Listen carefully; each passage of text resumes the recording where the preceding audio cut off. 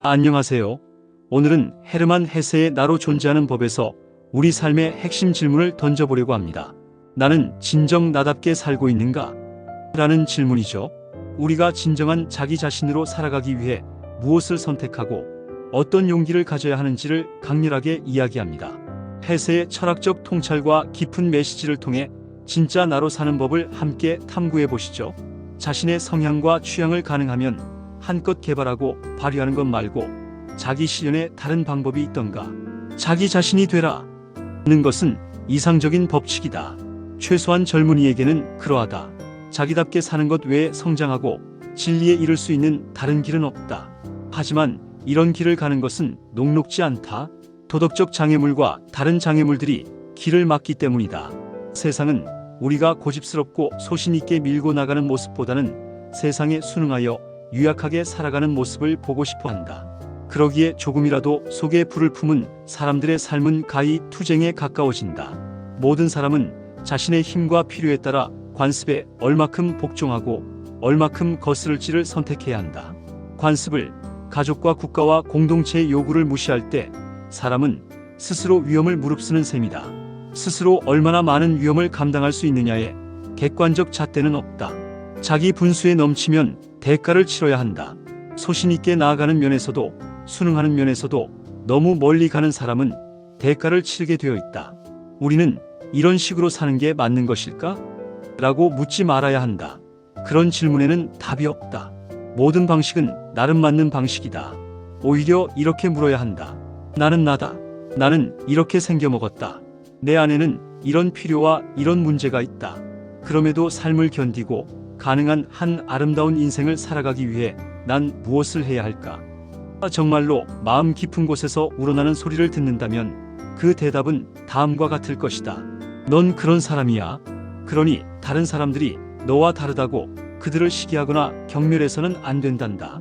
내가 옳은지를 묻지 말고 내 영혼과 그 영혼의 필요를 내 몸처럼, 이름처럼, 태어난 집안처럼 받아들이렴. 주어진 것, 피할 수 없는 그것을 긍정하고 그 편이 되어 주어야 해.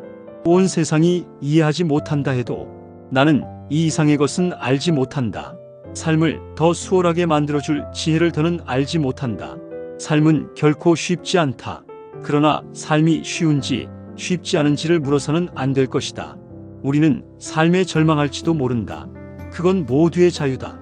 아니면 건강하고 유능해 보이는 사람들처럼 문제없고 무심해 보이는 사람들처럼 우리의 본성을 우리에게 오롯이 맞는 것으로 받아들이고 우리의 영혼에 모든 정당성을 부여해야 한다.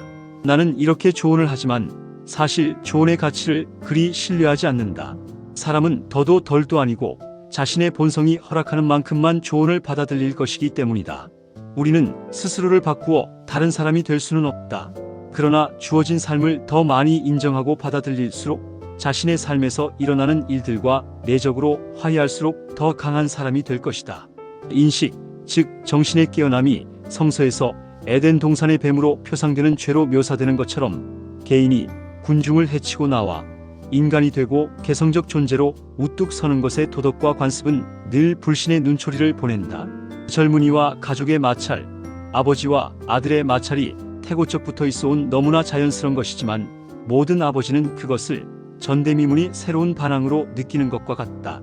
그리하여 나는 추방당한 무법자이자 최초의 살인자인 가인을 오히려 프로메테우스적인 인물로 무모하고 주제넘은 행동으로 벌을 받은 정신과 자유의 대변자로 볼 수 있지 않을까 한다.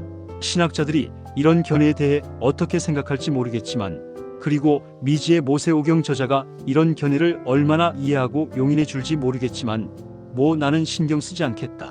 인류의 모든 신화와 마찬가지로 성서의 이야기들 역시 그것들을 개인적으로 우리 자신과 우리 시대에 맞게 해석하지 않는 한 우리에게 그다지 큰 가치를 지니지 못한다고 하겠다.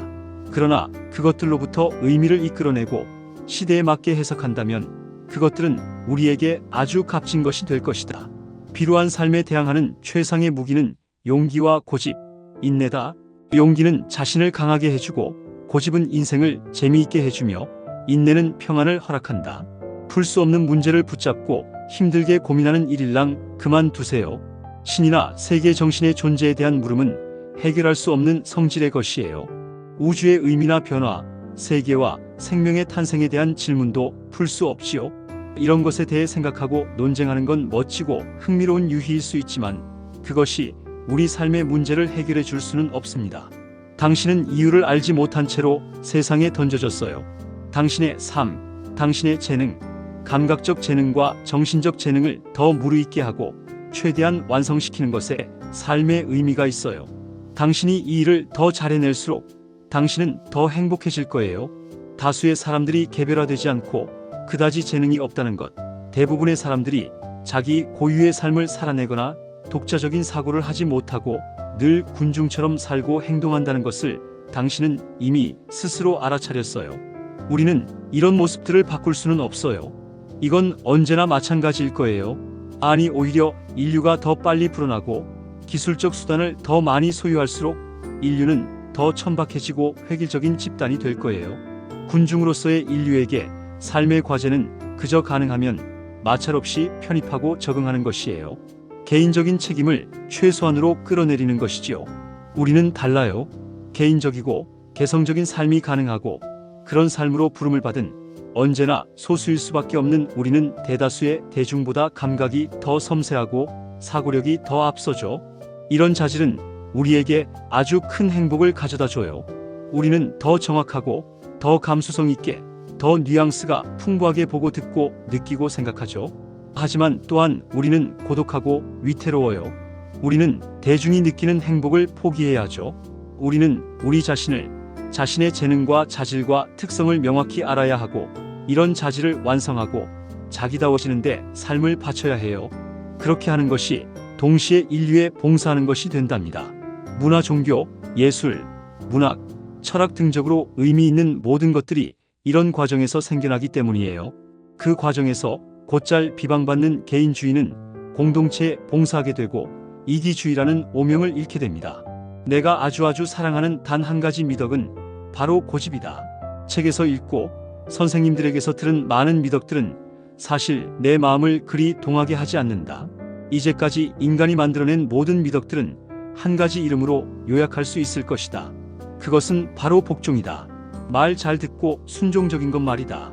문제는 다만 누구에게 복종할 것인가 하는 것뿐. 그러나 그렇게 따지면 자기 자신에게 복종한다는 면에서 고집도 복종이다.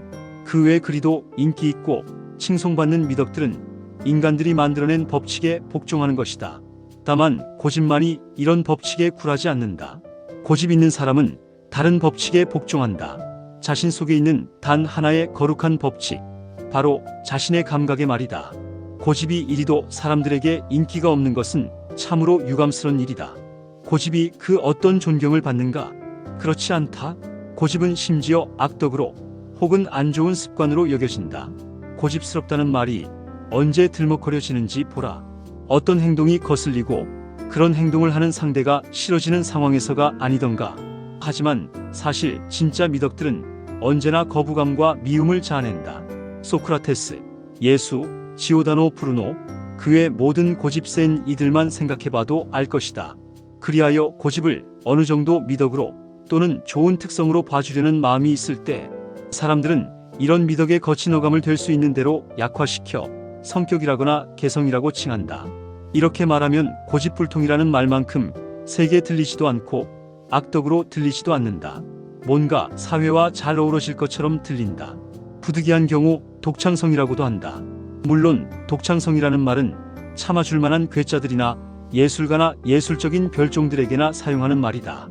고집이 금전적으로나 사회생활을 하는 데에 그다지 손해가 되지 않는 예술계에서는 심지어 고집을 독창성이 있는 것으로 아주 높이 쳐준다. 예술가들에게 어느 정도의 고집은 바람직한 것으로 여겨지고 그것에 기꺼이 후한 돈이 지불된다. 하지만 보통 요즘 말로 그냥 성격이나 개성이라는 것은 약간 내실이 없는 것이다. 개성은 내보일 수도 짐짓 꾸밀 수도 있지만 이런 사람은 어떤 중요한 일을 만나면 그냥 외부의 법칙에 복종해 버리고 만다. 자신만의 지식과 견해가 있지만 그것대로 살지 않을 때 그 사람의 특성을 그냥 개성이라 칭할 수 있다. 그는 자신의 생각은 다르다는 걸, 그에게 어떤 의견이 있다는 걸 아주 섬세하게 내비칠 따름이다. 이런 부드럽고 부실한 형태의 개성은 살아있을 때도 이미 미덕으로 여겨진다. 그러나 누군가가 자신의 생각을 정립하고 실제로 그 생각대로 산다면 그는 개성이 있다는 정도의 칭찬할 만한 표딱지는 잃어버리게 되며 그는 다만 고집센 사람으로 인정된다. 그러나 고집이라는 말을 문자 그대로 한번 살펴보자. 고집이란 무엇일까? 고집은 누군가 자신만의 감각을 가지고 있다는 것이다. 그렇지 않은가? 사실 지구상의 모든 것이 자신의 감각을 가지고 있다. 정말 모두가 말이다. 돌, 풀, 꽃, 덤불, 모든 동물이 자신의 감각에 따라 성장하고 살고 행동하고 느낀다. 바로 그래서 세상은 아름답고 풍성하다. 꽃이든 과일이든 참나무든 잣나무든 말이든 닭이든 주석이든 철이든 금이든 석탄이든 우주의 모든 것은 아주 작은 것이라도 모두 자신만의 감각, 즉 자신의 법칙을 속에 품고서 온전히 흔들림 없이 자신의 법칙을 따른다. 각종 사물과 동식물이 존재하는 건 그래서다. 다만 지구상에서 유일하게 가련하고 저주받은 두 존재만이 이런 영원한 부름을 따르지 못한다.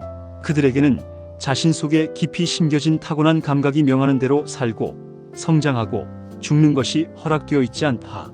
바로 인간과 인간이 길들인 가축만이 생명과 성장의 목소리를 따르지 못하고 인간이 만들어낸 법칙을, 게다가 인간이 때때로 다시 깨뜨리고 변화시키는 법칙을 따라야 하는 신세다. 그리고 가장 기묘한 게 무엇인지 아는가? 자신의 법칙을 따르기 위해 제멋대로 자신에게 부여된 법칙을 경멸했던 사람들은 당대에는 대부분 판결받고 죽임당했으나 훗날 영웅이자 해방자로 영원히 추앙받고 있다는 것이다. 우습지 않은가? 살아있는 사람들에겐 자신들이 정한 법칙에 복종하는 걸 최고의 미덕으로 치고 복종할 것을 요구하는 인류가 그런 복종의 요구를 거부하고 자신의 감각을 저버리느니 차라리 목숨을 내어주는 쪽을 택했던 이들을 자신들의 영원한 신전에 모시어드린 것이다. 신화적인 인류 초기 시대로부터 외경심을 가득 담아 사용했던 굉장히 고결하고 신비롭고 성스런 단어인 비극적이라는 말은 요즘 기자들에 의해 이루 말할 수 없이 오용되고 있다. 사실 비극적이라는 것은 바로 관습적인 법을 거슬러 자신의 별을 따르다가 죽어간 영웅의 운명을 뜻한다. 오로지 이런 영웅의 운명을 통해서만이 인류는 늘 자신의 감각이 무엇인지를 깨닫는다.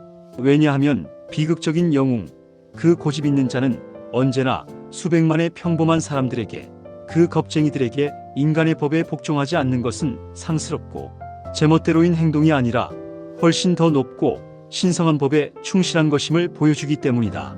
다르게 말하면 인간의 일반적 감각은 모두에게 무엇보다 적응하고 복종할 것을 요구한다. 그러나 동시에 모순적이게도 일반적 감각은 결코 겁쟁이들, 순응하는 자들, 복종하는 자들이 아닌 고집스런 자들, 영웅에게 최고의 영예를 준다.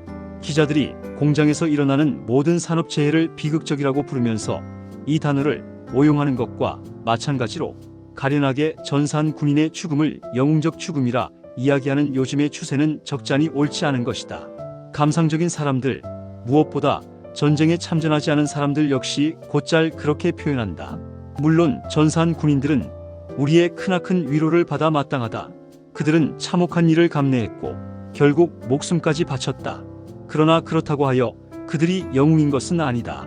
장교가 개에게 소리치듯 명령하는 소리에 마지못해 따르던 한 병사가 총알에 맞아 죽었다고 갑자기 영웅이 되지는 못하는 것이다. 그 모든 무리가 수백만이 다 영웅이라는 상상은 그 자체로도 수긍이 가지 않는다. 영웅은 고분고분하고 온순하게 의무를 다하는 시민이 아니다. 자신만의 감각, 자신의 고귀하고 타고난 고집을 운명으로 만든 사람만이 영웅적일 수 있다. 독일의 지식인 중 가장 심오하면서도 가장 알려지지 않은 노발리스는 운명과 심성은 같은 개념을 뜻하는 다른 이름이라고 했다. 다수의 사람들이 이런 용기와 고집이 있다면 지구는 아마 다른 모습일 것이다. 월급을 받고 근무하는 우리의 교사들은 우리들 앞에서 옛 시대의 영웅들과 고집을 그리도 칭찬하고 추앙하던 교사들은 대다수의 사람들에게 그런 용기와 고집이 있다면 모든 것이 온통 뒤죽박죽이 되었을 거라고 말한다. 물론 그들은 왜 그렇게 된다는 것인지 증명할 수도 증명할 필요도 없다. 사실 자립적으로 자신의 내면의 법칙과 의미를 따르는 사람들 사이에서 생명은 더 풍성하고 더 드높게 피어날 것이다. 그런 사람들의 세계에서는 욕설을 하고 냅다 뺨따귀를 때리는 일은 아마 처벌되지 않을 것이다. 오늘날에는 존경스런 판사들이 처리해야 하는 그런 일들 말이다. 간혹살인 사건도 일어날 것이다. 하지만 그 모든 법과 처벌이 존재하는 오늘날에도 살인 사건은 일어나지 않는가? 그러나 우리의 오늘날 이렇게 잘 조직된 세계에서 정말 두려울 정도로 많이 일어나는 끔찍하고 너무나 슬프고 이상한 일들은 아마 일어나지 않을 것이다. 일어나는 것이 불가능할 것이다. 가령 민족 간의 전쟁 같은 것들 말이다. 이제 권위 있는 사람들이 이렇게 말하는 소리가 들리는 듯하다. 당신은 혁명을 설교하는군요. 이 역시 어리석은 군중들 사이에서나 가능한 착각이다. 나는 고집을 설교할 뿐 혁명을 설교하지 않는다. 내가 어떻게 혁명을 바라겠는가? 혁명은 전쟁과 다름없으며 바로 전쟁처럼 다른 수단을 가지고 정치를 계속하는 것이다. 그러나 한번 자기 자신이 되려는 용기를 가지고 자신의 운명의 목소리를 들은 사람에겐 군주제든 민주주의든 혁명적이든 보수적이든 정치는 더 이상 전혀 중요하지 않다. 그의 관심은 다른 것에 있다. 그의 고집은 모든 풀줄기에 깊고 멋지고 하나님이 원하는 고집처럼 자신의 성장 외에 다른 것을 향하지 않는다. 자기 중심성이라 불러도 좋다. 그러나 여기서 말하는 자기 중심성은 돈을 긁어모으고 권력의 혈안이 된 사람들의 악명 높은 자기 중심성이 아니다. 내가 말하는 고집 있는 사람은 돈이나 권력을 추구하지 않는다. 그렇다고 도덕이나 이타심의 화신이라서 돈과 권력을 무조건 경멸하고 보는 것은 아니다. 전혀 그렇지 않다. 그러나 돈이나 권력 그 밖에 사람들이 그토록 이를 악물고 서로 괴롭히고 죽이기까지 하며 추구하는 그 모든 것은 자신에게 이르는 사람, 즉 고집 있는 사람에겐 별로 가치가 없다. 고집 있는 사람은 단 한 가지를 소중히 생각한다. 바로 자신 속의 신비한 힘, 바로 자신을 살게 하고 성장하도록 하는 그 힘 말이다. 이 힘은 돈 같은 것으로 얻어지거나 고양되거나 깊어질 수 있는 것이 아니다. 그도 그럴 것이 돈과 권력은 불신의 산물이기 때문이다. 자신의 가장 깊은 곳에 깃든 힘을 불신하는 사람, 그 힘이 부족한 사람은 돈 같은 대체제로 이를 상쇄해야 한다. 자기 자신을 신뢰하는 사람, 그저 순수하고 자유롭게 자신에게 주어진 몫을 살고자 하고 그런 삶을 펼쳐나가는 것 외에 더는 아무것도 바라지 않는 사람에겐 과대평가되고 무지막지하게 떠받들어지는 돈과 권력이라는 수단은 부차적인 도구로 전락한다. 돈과 권력을 활용한다면 뭐 유쾌하겠지만 그런 것들이 삶에 결코 결정적인 것은 아니기 때문이다. 이런 고집이라는 미덕을 나는 얼마나 사랑하는지 일단 이 미덕을 알고 자신 안에서 약간의 고집을 발견하고 나면 다른 많은 널리 칭송되는 미덕이 약간 미심쩍어진다. 애국심도 그중 하나다. 나는 애국심을 나쁘게 생각하지 않는다. 애국심은 개인의 자리에 더 커다란 집단을 위치시킨다. 그러나 애국심이 정말 미덕으로 부상하는 것은 정권 유지를 위한 그 알량하고 어리석은 수단인 전쟁의 총성이 들리기 시작하면서다. 사람들은 적군을 쏘아 죽이는 군인을 자기 땅을 최대한 잘 경작하는 농부보다 더 큰 애국자로 친다. 농부는 땅을 일구어 스스로 이윤을 얻기 때문이다. 우습게도 우리의 그 미묘한 도덕 안에서 유익과 즐거움을 선사하는 미덕은 의심스러운 것으로 여겨진다. 대체 왜 그럴까? 그건 우리가 늘 타자의 희생으로 자신의 이익을 추구하는 데 익숙하기 때문이며 늘 불신에 가득 차 바로 다른 사람이 가진 것을 탐내야 할 것처럼 생각하기 때문이다. 원시 부족의 주장은 자신이 죽인 적의 생명력이 그 자신에게로 옮아온다고 믿었다. 이런 가련한 믿음이 인간 사이의 모든 전쟁, 모든 경쟁, 모든 불신의 바탕을 이루고 있는 것은 아닐까? 그렇다. 착실한 농부를 최소한 군인과 동등한 선상에 놓을 때에 우리는 더 행복할 것이다. 한 인간이나 민족이 삶에서 누리는 기쁨이나 이익은 반드시 다른 사람이나 민족에게서 빼앗은 것이어야 한다는 말도 안 되는 미신을 포기할 수 있다면 얼마나 좋을까? 이제 교사들이 이렇게 말하는 소리가 들리는 듯하다. 아주 좋은 말들이에요. 하지만 부디 그 일을 한번 아주 객관적으로 국민 경제적 관점에서 바라봐 보세요. 세계 총생산은 그에 대해 나는 이렇게 답한다. 아니, 됐어요. 국민 경제적 관점은 결코 객관적이지 않아요. 그것은 아주 많은 다양한 결과들을 바라보는 하나의 안경일 따름이죠. 가령 전쟁 전에 사람들은 국민 경제적으로 세계 대전이 불가능하고 만약 일어나도 오래가지 않을 것이라고 증명할 수 있었어요. 오늘날에는 마찬가지로 국민 경제적으로 그 반대를 증명할 수 있지요. 그런 상상 대신에 현실을 한번 생각해 봅시다. 이런 관점으로는 아무것도 되지 않는다. 그런 관점이 어떤 이름으로 불리든 아무리 기름기 철철 흐르는 교수들이 그것을 대변하든 간에 그런 관점들은 모두 상황을 호도하는 것들이다. 우리는 계산기도 아니고 기계도 아니다. 우리는 인간이다. 그리고 인간에게는 단 하나의 자연스러운 관점이 있을 따름이다. 단 하나의 자연스러운 잣대가 있을 따름이다. 그것은 자신의 감각이다. 고집이다. 그에게는 자본주의의 운명도 사회주의의 운명도 없다. 그에게는 영국도 미국도 없다.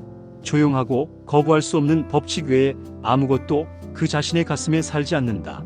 편안하게 관습을 따르는 사람은 그 법칙에 따라 사는 것이 굉장히 어렵다. 그러나 고집이 있는 자에게는 그런 법칙이 운명이고 신성을 의미한다. 이제 민족들은 대체 아무것도 배우지 않는 듯하다. 패배한 전쟁으로부터도 이긴 전쟁으로부터도 배우지 못한다. 모든 것 중에서 바로 배움이 그들에게 가장 어려운 일인 듯하다. 1870년, 1914년, 1939년의 전쟁으로부터 승자들은 무엇을, 패자들은 무엇을 배울 수 있었을까? 이를 통해 배우는 사람들은 각각의 민족들이나 민족의 지도층이 아니라 정말 얇은 층을 이루는 권력 없는 지식인층이다.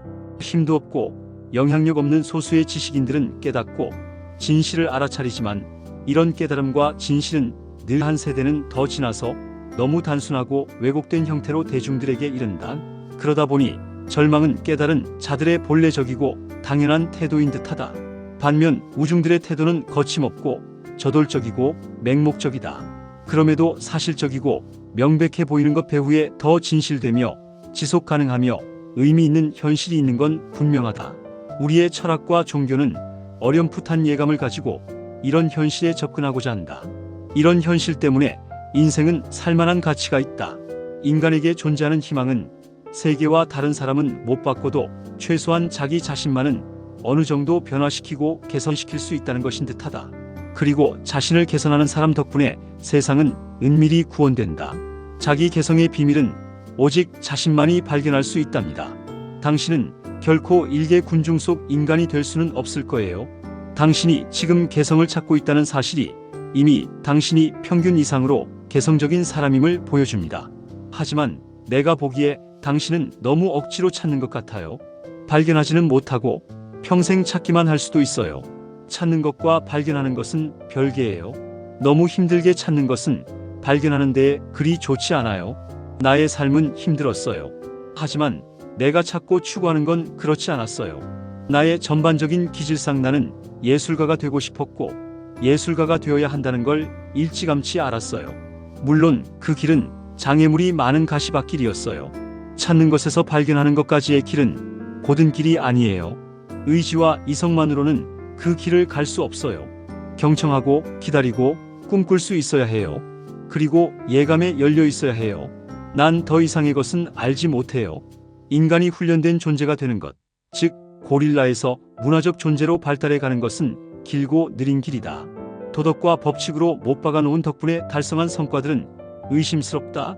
기회가 있을 때마다 이빨을 드러내며 싸우려 하는 저급한 행동이 노출되어 완전히 이루어진 것으로 보였던 모든 것이 와르르 무너지기 때문이다.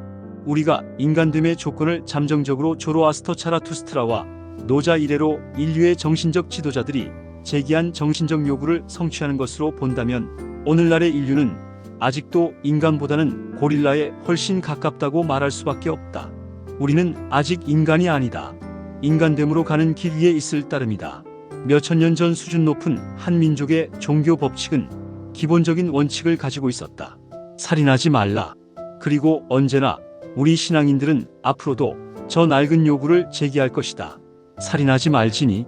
온 세상의 모든 법전이 언젠가 살인 전쟁에서의 살인과 형리에 의한 살인을 포함하여 을 금하게 될지라도 이 요구는 결코 그치지 않을 것이다. 왜냐하면 이것은 모든 발전, 모든 인간됨의 기본 요구이기 때문이다. 우리는 정말 살인을 많이 저지른다. 어리석은 전쟁을 통해, 혁명을 빌미로 한 어리석은 총격전을 통해, 그리고 어리석은 처형을 통해 우리는 도처에서 사람을 죽인다.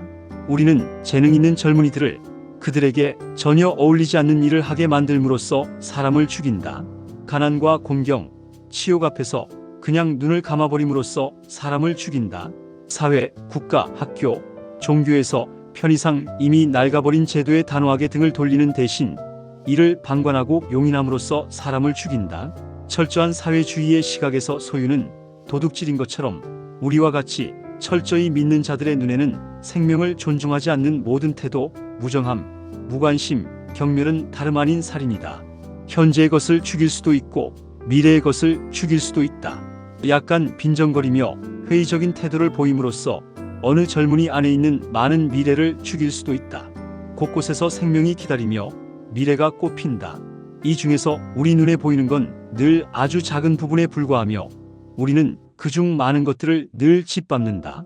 우리는 어디서나 살인을 저지른다. 그러나 우리 모두는 인류와 관련하여 다만 한 가지 과제가 있다. 전체 인류를 진보시키거나 제도를 개선하거나 살인 제도를 폐지하는 등의 일은 굉장히 좋고 가치 있는 일이라 해도 너와 내가 반드시 해야 할 일은 아니다. 인간으로서 우리의 과제는 우리 자신의 단 한 번뿐인 개인적인 삶 가운데 동물에서 인간으로 한 발 더 내딛는 것이다. 어떤 상황에서든 살인은 인간 사이의 올바른 대결 방법이 아니라는 걸 당신은 오래전부터 알고 있을 것입니다. 따라서 문제는 다만 이것입니다. 당신은 애국이라는 이유로 살인을 강요받는 경우에 이를 거부할 커다란 용기가 있나요? 스스로 옳다고 깨달은 바를 위해 궁극적인 희생을 치를 수 있을지 어떤 사람도 미리 확신할 수 없고 말할 수도 없습니다. 어떤 사람도 그런 희생을 치를 의무가 있지는 않습니다. 다만 자신의 힘 닿는 데까지 하면 될 것입니다. 유사시에 사람을 죽이라는 명령에 공개적으로 저항을 할 것인지 아니면 아무 말하지 않고 그냥 겉으로만 그 명령에 복종하는 척할 것인지는 그저 당신 자신의 내적 인도자가 당신 자신의 감정과 양심이 결정할 일입니다. 우리는 이성과 도덕뿐 아니라 우리 자신의 본성에도 귀 기울여야 합니다. 설교자가 여러분 안의 목소리를 들으세요 라고 말하면 많은 사람들이 그에게 질문하지. 네, 그런데 그 목소리가 대체 뭐라고 말하는데요? 설명 좀 해주세요. 그러나 설교자는 설명할 수 없어. 그는 뻔한 목소리에 호소하는 것이 아니거든. 그는 말로 또는 지폐와 동전으로 표현할 수 있는 의무를 수행하라고 요구하는 것이 아니라 모두에게 자기 자신의 음성을 듣고 그 음성의 요구에 대해 숙고할 것을 요청하는 것이란다. 내가 내게 하는 질문을 다른 많은 사람들도 편지로 내게 질문한단다. 우리가 대체 무엇을 해야 하지요? 그에 대해 나는 이렇게 말할 수밖에 없어. 난 그 질문에 답을 할 수 없어요. 우리는 당신의 양심이 어떠한지, 당신이 어느 정도 힘이 있는지 알지 못해요. 나는 당신에게 아무것도 요구하지 못해요. 아마 당신 자신만이 그 요구를 할 수 있을 겁니다. 그런 다음 자신의 내면의 음성을 깊이 들으면 또한 길을 찾게 될 거야. 정확히 나 스스로도 2년 반 전부터 매주 그 길을 발견하고 또 새로이 찾고 있거든. 어떤 사람은 혼자서도 잘 해낼 것이고 어떤 사람은 친구들과 함께 해나갈 것이고 어떤 사람은 군복무를 거부할 거야.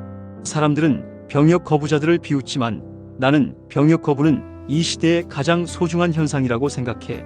물론 병역 거부자들마다 이유는 제각기 다르겠지만 도덕적 이유에서 병역을 거부하는 사람들에게 민간 복무 기회를 주어야 한다는 목소리가 커지고 있어. 이런 제안은 현재로서는 통과되지 않겠지. 그러나 앞으로 그런 조치가 취해질 것이 확실해. 군인 3명에 민간 복무자 10명이 되는 때가 올 거야. 그때에는 아주 자연스럽게 싸움꾼과 불안당들에게 전쟁을 위임하게 되겠지. 하지만 우선 많은 사람들이 마음을 굳게 먹고 일반 대중에 반대하여 이 일을 제기하고 병역을 거부할 용기를 내지 않는 한 이런 일들은 이루어지지 않을 거야. 모든 일이 그럴 거야. 사람들이 기꺼이 용감하게 목숨을 걸고 나서면 일은 관철될 거야. 1914년의 전쟁은 수십만의 자원자가 있었어. 1918년의 전쟁은 더 이상 자원자가 없었지. 세상에는 이런 길, 저런 길 많이 있지만 목적지는 모두 다 동일하다네. 말을 타고 갈 수도, 차를 타고 갈 수도, 둘이서 갈 수도, 셋이서 갈 수도 있지만 마지막 한 걸음은 오롯이 혼자서 가야 한다네. 그러기에 모든 어려운 일을 혼자 해내는 것보다 더 나은 지혜나 능력은 없다네. 나는 목성의 부드러운 빛을 받으며 개자리에서 태어났다. 7월의 따뜻한 날 초저녁이었다. 그 시간에 그 기온이란, 살아가면서 나는 무의식적으로 내내 이런 기온을 좋아했고 이런 기온을 찾아다녔다. 이 정도의 따뜻함이 충족되지 않으면 굉장히 힘들어했다. 추운 곳에서는 살 수 없었다. 그래서 여행도 자발적으로 간 경우는 늘 남쪽으로 갔다. 내 부모님은 독실한 기독교 신자들이었다. 나는 부모님을 사랑했다. 어릴 적부터 네 번째 계명 여기서는 내 부모를 공경하라는 계명을 말한다 주입당하지 않았더라면 아마 더 많이 사랑했을 것이다. 그러나 계명들은 그것이 아무리 옳고 선한 뜻을 지닌다 해도 내게 늘 좋지 않게 다가왔다. 나는 태생이 양처럼 유순하고 비누거품처럼 여렸는데도 종류를 막론하고 계명에 대해서는 특히나 청소년기에는 늘 거부감이 심했다. 그래서 하라 하지 말라라는 말만 들어도 내 안의 모든 것이 홀랑 뒤집어져 마음이 턱 막혀버렸다. 이런 성향이 생긴 것은 학교 다닐 때 경험한 부정적인 일들 때문이라고 할 수 있다. 세계사라 불리는 그 재미있는 과목 시간에 선생님들은 우리에게 세계를 움직이고 지배하고 변화시켰던 건 언제나 전해 내려오는 법칙을 깨뜨리고 세계에 자신의 법칙을 부여한 사람들이었다고 가르쳐 주었다. 그리고 그런 사람들은 정말 존경할 만하다고 말해 주었다. 그런데 이런 말은 선생님들의 다른 모든 가르침과 마찬가지로 새빨간 거짓말이었다. 그도 그럴 것이 우리 중 하나가 좋은 뜻에서든 나쁜 뜻에서든 용기를 내어 어떤 계율을 위반하려 하거나 멍청한 관습이나 의복 규정 하나라도 거스르려 하면 그는 인정을 받거나 모범 학생으로 추천되기는커녕 벌받고 비웃음거리가 되고 교사들의 비열한 위력에 짓눌림을 당했다. 다행히 나는 학교에 들어가기 전부터 삶에서 중요한 것과 가장 가치 있는 것이 무엇인지 알고 있었다. 나는 예민하고 섬세하고 깨어있는 감각을 가지고 있었고 그 감각을 신뢰하고 그 감각으로부터 많은 유익을 얻을 수 있었다. 나중에 형이상학의 유혹에 속절없이 굴복해 내 감각을 등한시하고 간혹 고문하기까지 했을 때에도 섬세하게 훈련된 감각, 특히 시각과 청각은 늘 충실히 내게 남아 내 정신세계에 그 정신세계가 추상적으로 보일 때에도 생생한 영향을 미쳤다. 따라서 나는 이미 말했듯이 학교에 들어가기 한참 전부터 인생을 살아가기 위한 확실한 장비를 갖추고 있었던 것이다. 나는 내 고향 도시와 양계장, 숲, 과수원, 수공업자들의 작업장을 잘 알고 있었다. 나무와 새와 나비를 알고 있었고 노래를 부를 줄 알았으며 이새로 휘파람을 불 줄 알았다. 그 밖에도 살아가는데 쓸모있는 여러 가지 것을 할 줄 알았다. 학교에서 배우는 과목들 중에도 쉽고 재미있게 여겨지는 것들이 있었다.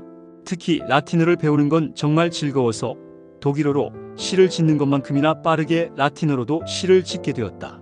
처세술과 거짓말을 배운 건 2학년 때였다. 한 선생님과 보조 선생님 덕택에 이런 기술을 터득하게 되었는데 그 전까지 나는 어린애처럼 솔직하고 순진하게 행동하다가 연달아 어려움을 겪었던 터였다. 이 두 선생님은 교사들이 학생에게 바라는 것이 무조건 정직하게 사실을 말하는 것만이 아님을 깨우쳐 주었다. 그들은 교실에서 일어난 불미스러운 일을 두고 내가 범인이라 생각했다. 사실 나는 그 일에 아무런 책임이 없었는데 말이다. 내게서 자백을 받아내지 못하자 사소한 사건은 크게 불거졌고 그 두 교사는 나를 고문하고 매질했다.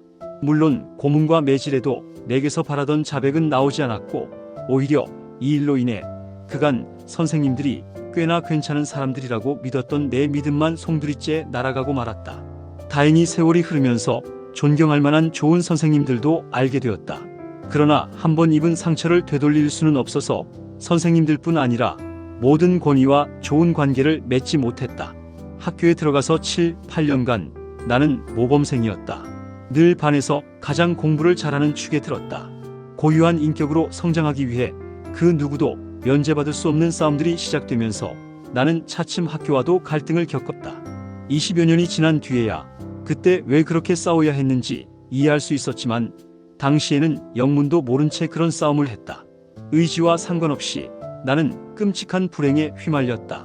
13살 때부터 내게 확실한 것 한 가지는 나는 문인이 되던가 아니면 아무것도 되고 싶지 않다는 것이었다. 그러나 이런 명확함에 점차적으로 또 다른 난처한 깨달음이 더해졌다. 사람은 교사, 목사, 의사, 수공업자, 상인, 집배원이 될 수 있었다. 음악가도, 화가도, 건축가도 될 수 있었다. 세상의 모든 직업에는 그것이 되는 길이 있었다. 뭔가가 되기 위해 갖추어야 할 조건이 있었고, 나와야 할 학교가 있었고, 초심자들을 위한 수업이 있었다. 그런데 문인만은 그런 것이 없었다. 물론 문인으로 살아갈 수는 있었다. 그것은 금지된 일도 아니고, 문인으로서 성공하고 유명해지는 것은 심지어 영예로운 일로 여겨졌다. 유감스럽게도 대부분은 사후에나 그렇게 되었지만 말이었다. 그러나 문인이 되고자 하는 것은 불가능했다. 문인이 되고자 한다는 건 우스운 것이고 창피한 것이라는 걸 나는 곧 알게 되었다. 이런 상황이 무엇을 뜻하는지 나는 빠르게 알아차렸다. 문인이 될 수는 있지만 그것이 되고자 해서는 안 되는 것이었다. 나아가 문학에 관심을 갖거나 자신의 문학적 재능에 관심을 갖는 걸 학교 선생님들은 꽤나 못마땅했다. 그런 학생은 미심쩍은 눈초리를 받거나 비아냥의 대상이 되었고 종종은 심한 모욕감을 느껴야 했다.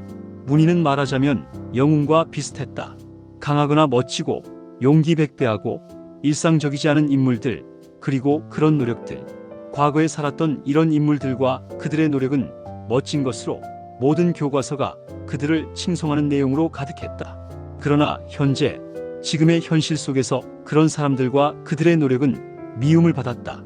학교 선생님들은 학생들이 멋지고 자유로운 인간으로 성장하여 위대하고 훌륭한 일을 하는 것을 최대한 저지하기 위해 훈련받기라도 한 것 같았다.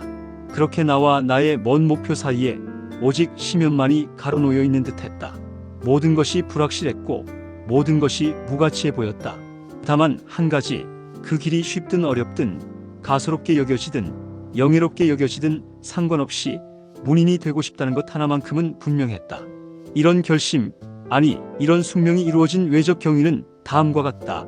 13살쯤 앞서 말한 그 갈등이 막 시작되었을 때 나는 집에서뿐 아니라 학교에서도 문제아로 찍혀 추방당하듯 다른 도시의 라틴어 학교로 보내졌다. 1년 뒤에는 한 신학교의 학생이 되어 히브리어 철자 쓰는 법을 배우고 히브리어 강세 규칙을 거의 파악할 즈음 갑자기 속에서 밀려오는 격정을 주체하지 못해 수도원 학교에서 도망쳤다가 감금되는 중벌을 받은 뒤 신학교를 자퇴했다. 그 뒤 한동안 김나지움 중학교에서 학업을 계속해보려 애썼으나 그곳 생활도 감금과 퇴학으로 끝났다. 이어 한 가게 수습 점원으로 들어갔지만 3일 만에 다시 도망쳐 나왔고 며칠 밤낮을 종적을 감추어버리는 바람에 부모님께 큰 걱정을 끼쳤다. 그 뒤 6개월은 아버지의 조수로 있다가 1년 반 동안 기계를 다루는 작업장과 탑시계 공장에서 견습생으로 일했다. 하지만 모든 것이 순탄하지 않았다. 짧게 말해 4년 동안 사람들이 내게 원하던 일들은 모두 어그러졌다. 어떤 학교도 나를 학생으로 데리고 있지 않으려 했고 어떤 수습 일자리에서도 오래 견디지 못했다. 나를 쓸만한 인간으로 만들어 보려는 모든 시도는 실패로 끝났다. 소동을 일으키며 창피스럽게 끝난 적도 있었고 도망가거나 쫓겨난 적도 있었다. 그러나 가는 곳마다 나는 재능이 많다는 소리를 들었다. 의지도 강하다고 했다. 또한 나는 늘 제법 부지런했다. 매번 빈둥거림을 높은 덕목으로 경탄하고 동경했지만 한 번도 그 일을 잘 해낸 적은 없었다. 학교를 더 이상 다니지 못하게 된 15살의 나는 의식적이고 열정적으로 독하게 뛰어들었다. 집에 할아버지가 남긴 어마어마한 장서가 있다는 것은 나의 행운이자 기쁨이었다. 큰 방 가득 옛날 책들이 있었다. 무엇보다 18세기에 나온 동문학과 철학책은 죄다 있었다. 나는 16살에서 20살 사이에 엄청난 양의 습작을 했고 세계 문학의 절반가량을 읽었으며 예술사, 언어, 철학을 끈기 있게 공부했다. 일반적인 대학 공부를 마치기에도 충분할 정도의 노력이었다. 그런 다음 나는 드디어 스스로 밥벌이를 하기 위해 서점 직원이 되었다. 어쨌든 힘들게 만지던 나사와 톱니바퀴보다는 책이 더 좋고 친밀했으니 말이다. 처음에는 최신 문학에 잠기는 시간이 정말이지 그런 문학들에 푹 빠져있는 시간이 너무나 황홀하고 즐거웠다. 하지만 한동안 시간이 흐른 뒤 나는 깨달았다. 단순히 현재에 사로잡혀 새로운 것과 최신의 것만으로 살아가는 삶은 정신적으로 견딜 수 없이 무의미하다는 것을. 과거의 유산과 지나간 것, 오래된 것, 아주 오래된 것과 계속 연결되어 있을 때 비로소 정신적으로 풍요로운 삶이 가능해진다는 것을. 그리하여 처음의 즐거움이 식어버린 뒤 신문학에서 빠져나와 옛것으로 돌아가고 싶은 마음이 들었다. 나는 그 마음을 따라 고서점으로 자리를 옮겼다. 하지만 고서점에도 생계를 유지할 수 있을 만큼만 다녔고 26에 문학적으로 첫 성공을 거둔 뒤에는 고서점 일도 그만두었다. 그렇게 많은 우여곡절을 겪으며 결국 나는 목표에 도달했다. 그리도 불가능하게 보였건만 나는 문인이 되었고 세상과의 질기고 긴 싸움에서 승리한 것으로 보였다. 한때 거의 무너져 버릴 것만 같았던 학창시절과 독학시절의 고뇌는 잊혔고 웃으며 돌아볼 수 있게 되었다. 지금까지 내게 절망하기만 했던 가족과 친구들도 내게 친절한 미소를 지어 보였다. 나는 승리했고 이제 아무리 멍청하고 쓸데없는 짓을 해도 내가 나 스스로에게 매혹되어 있는 만큼이나 주변 사람들도 그런 행동을 매력적으로 보아주었다. 그제야 나는 내가 몇 년간 얼마나 몸서리치는 외로움과 고생과 위험 가운데 살았는지를 깨달았다. 인정받고 있다는 안온한 느낌은 기분이 좋았고 나는 스스로에게 만족스러운 사람이 되기 시작했다. 나의 외적인 삶은 한동안 조용하고 순탄하게 지나갔다. 아내와 아이들과 집과 정원이 생겼다. 책을 써서 꽤나 괜찮은 작가로 평가받았고 세계는 평화로웠다. 그러다 1914년에 그 여름이 찾아왔고 1차 세계대전이 발발했던 여름 세상은 내적으로나 외적으로나 완전히 달라져 버렸다. 지금까지 무탈해 보이던 삶이 굉장히 불안정한 토대 위에 있었음이 드러났고 무탈하지 못한 날들이 위대한 교육이 시작되었다. 대단한 시대가 열렸고 내가 다른 사람들보다 더 준비된 상태로 더 걸맞고 더 나은 상태로 그 시대와 조우했다고는 할 수 없다. 내가 다른 사람과 달랐던 것은 오직 한 가지, 다른 많은 이들이 공유했던 그 커다란 위안이 내겐 없었다는 점이다. 바로 그 시대에 열광하는 것 말이다. 그로써 나는 다시금 나 자신에게로 세계와 불화하는 삶으로 돌아왔다. 나는 다시금 학교에 들어간 형국이 되었고 나 자신에 대한 세계에 대한 만족감을 다시금 잃어버렸다. 이런 경험과 더불어 비로소 삶으로 들어가는 문지방을 넘었다. 헤르만 헤세의 나로 존재하는 법은 인간의 내면적 탐구와 자기 실현의 여정을 심도 깊게 다룬 철학적 에세이입니다. 특히 서문과 첫 장에서 그는 자기 자신이 되는 것의 중요성을 강조하며 개인이 고유한 본성을 발견하고 실현하는 과정이야말로 진정한 삶의 의미라고 역설합니다. 헤세는 자기 실현을 위해 용기와 고집, 인내가 필수적이라고 말하며 사회적 관습과 도덕적 장애물이 이를 방해한다고 지적합니다. 그는 자신만의 내적 목소리를 따르는 고집을 긍정적으로 재해석하며 이를 개인의 삶을 살아가는데 필요한 중요한 미덕으로 묘사합니다.